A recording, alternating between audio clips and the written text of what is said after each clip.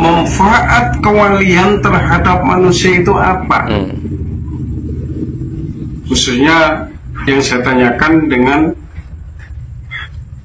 Rizik bin Syihab. Padahal beliau kalau saya lihat adalah orang yang banyak ngomong.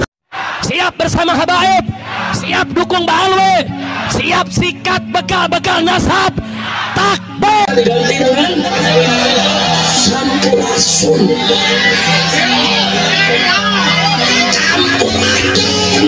Setiap RT, setiap RW, setiap kepala desa diwajibkan untuk pasang, yaitu patung membentuk raksasa, dipakai kain putih, ditaruh sesajen di setiap gapura gang sebuah kata. Saudara, kurang ajar tidak?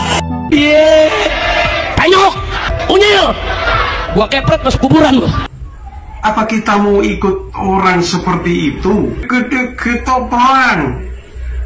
Dia tidak ngerti bahwa dia itu adalah pendatang imigran.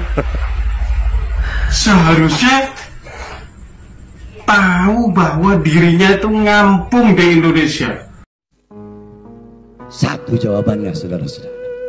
Karena di dalam tubuh kami mengalir darah suci Rasulullah. Di dalam tubuh kami mengalir darah-darah pejuang, mengalir darah-darah keberanian.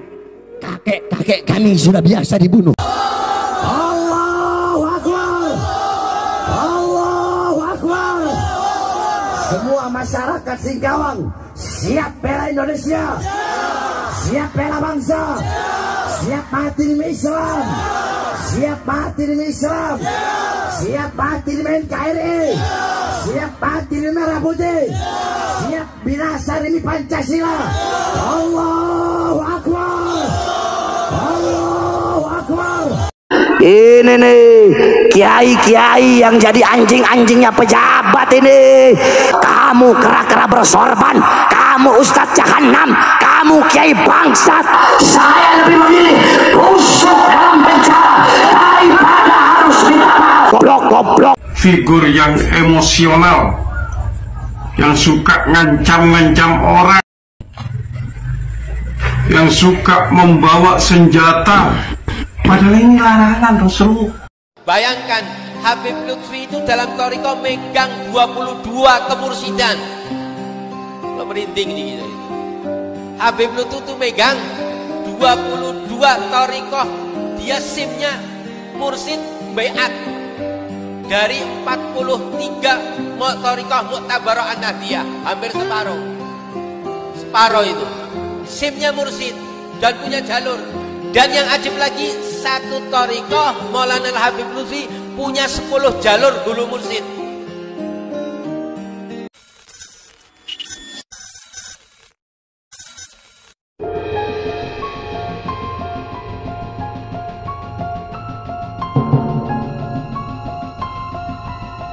Lutfi Yahya ini saya dengar dulu menjadi mursidul mursid.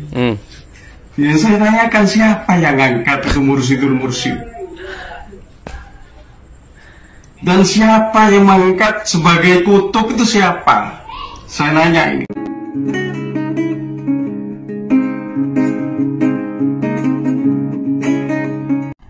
Tanggapan panjenengan Gus, tanggapan panjenengan tentang sosok Sayyid Rizik, sosok Pak Bahar Smith, sosok dari Pak Lutfi bin Yahya. Monggo tanggapan Gus. Tentang orang yang mengaku figur, mengaku wali, dan disebarkan kewaliannya oleh Habib Novel. Saya cuma ingin bertanya, manfaat kewalian terhadap manusia itu apa? Khususnya yang saya tanyakan dengan Rizik bin Syihab. Padahal beliau kalau saya lihat adalah orang yang banyak ngomong. Satu, sehingga dipenjara karena omongannya. Loh, kalau memang dia merasa menjadi cucu Nabi, apa dia lupa dengan hadis dan wasiatnya? Dan peringatannya dari Rasulullah bahwa man kathura kalamuhu kathura khata'uhu, wa man kathura khata'uhu kathura dhunubuhu, wa man kathura dhunubuhu fannaru awla bih. Apa kita mau ikut orang seperti itu? Apakah kita sebagian dari muhibbin yang tertipu cuma dengan gayanya saja? Jelas. Dengan kaitannya dia sebagai pemimpin FPI. Coba lihat di cerita pertama Rasulullah menggebyarkan Islam. Bukan la ilaha illallah kaca pecah. Ini para muhibbin saya sampaikan. Masa kita mau ikut pemimpin yang banyak bicara, yang tidak ada faedahnya? Didek-dek topan. Dia tidak ngerti bahwa dia itu adalah pendatang imigran. Seharusnya tahu bahwa dirinya itu ngampung di Indonesia. Yang kedua adalah figur yang bernama Pak Bahar Smith, yang sombongnya bahwa dia ahli darah Rasul. Dia adalah sosok figur yang emosional, yang suka ngancam-ngancam orang, yang suka membawa senjata. Padahal ini larangan Rasul. Coba lihat di perjanjian Madinah antara Rasul dan Yahudi. Rasulullah mengatakan, siapa orang yang bawa pedang terhadap Yahudi, laisa minna. Ini Yahudi. Bahkan saya lihat sedikit-dikit bahwa pedang itu bukan duri Rasul. Mungkin sekalipun nyampe ke Rasulullah itu melalui Abu Lahab, Abu Jahal. Coba sikap Rasulullah ketika disakiti, ketika dicaci, dalam tibanya, in udiya ya'fu wa la yu'atid, wa in husima yasru wa la yujahid. Saya lihat tidak ada sifat ini di para habaib itu. Saya menanggapi sosok figur Pak Lutfi Yahya. Ini saya dengar dulu menjadi mursidul mursid. Yang saya tanyakan, siapa yang ngangkat itu mursidul mursid? Dan siapa yang mengangkat sebagai kutub itu siapa? Saya nanya ini.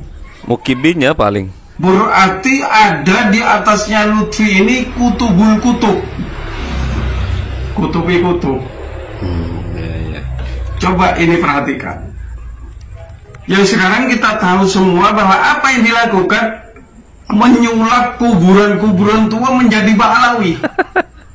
Tujuannya adalah batal. Maka dari situ kita sebagai pribumi menghimbau kepada teman-teman yang mengaku muhibbin, kita pakai otak. Karena otak ini anugerah yang besar dari Tuhan. Jangan sampai akal kita diperdaya oleh orang, apalagi orang imigran. Inilah mungkin yang dapat saya sampaikan, yang ditanyakan oleh Al-Ustadz Imran bin Muhammad ini. Semoga ada manfaatnya. Wassalamualaikum warahmatullahi wabarakatuh.